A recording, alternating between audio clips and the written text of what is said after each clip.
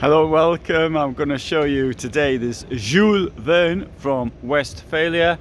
It is, as you can see, a Mercedes estate car, but it isn't really. It's a camper, and it's a camper because you can actually use it to wash yourself in, and it's also got a toilet. And I'm going to come to here to show you the price. There you go. 96,000. Yes, I know it's a huge amount of cash. I agree. And here's the bit which is really important as far as I'm concerned. Toilet here. There's your shower tray. This will come. It's usually quite tight. See if I can get it up in one. Ooh, that's. As you can see, I said it would be tight. Yeah, it comes up like that. You've got there your plug hole, where the water goes out. There's a hose, obviously it'll come on this with the shower head on it, and here there's a means of stopping water going everywhere. Somebody said, how you stop water going everywhere? Well, you've got to be careful, haven't you? That's the most important thing on that one. We've also got here a way of getting into the toilet cassette. Super important, in my opinion, is to have this. As it's self-contained, then one can park everywhere. I think campers in camper vans often get blamed for the mess left by people in cars without toilets. That is my opinion. This one also comes with a wardrobe, and in the wardrobe you've got a place here for the table stalk. Under this we will find more storage down there, and that's storage for the gas bottle. And so gas for the cooking, heating is via diesel, and more storage up here, as you can see yourself as you're about to leave. And down here, of course, there you go, more storage there. And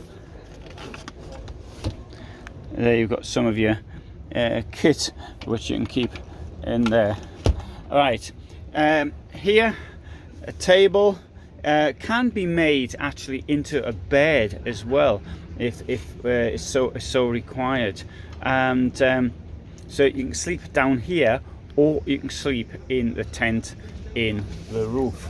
Now you can see the tent in the roof is up here, and this will drop down to here, but only when, of course, the tent itself is open.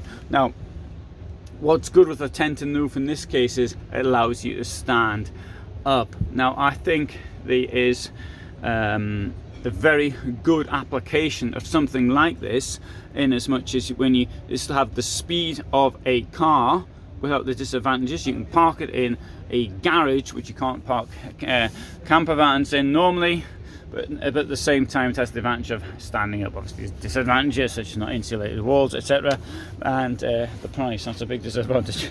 But it's very, I think, attractive.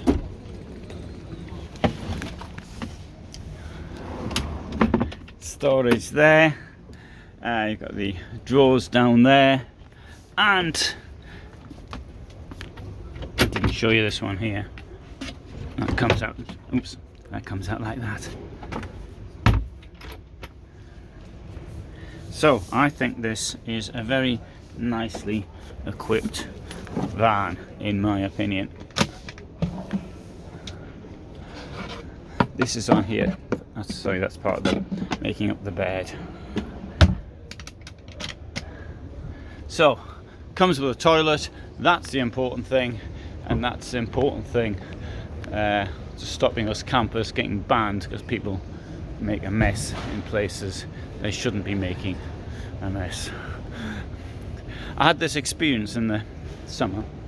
I was parked somewhere, then a couple of people came along and in cars, and I heard some rude words mentioned in the forest at night, and I thought, I gathered what was happening. Now I don't know. I don't want to make any assumptions. They may have had a shovel. I don't even know what they were doing in the forest at night, and they may have had a shovel if they were using it as a toilet. So I don't know that. I didn't go and check, but assuming they were using it as a toilet, and assuming they didn't have a shovel, I thought if anybody came along, they would blame me for that because I'm in a motorhome, even though I've got a toilet, rather than blaming the people who did it. That's the way I see things, and that's why I think it's so important to have a toilet in a vehicle. Anyway, thanks for watching.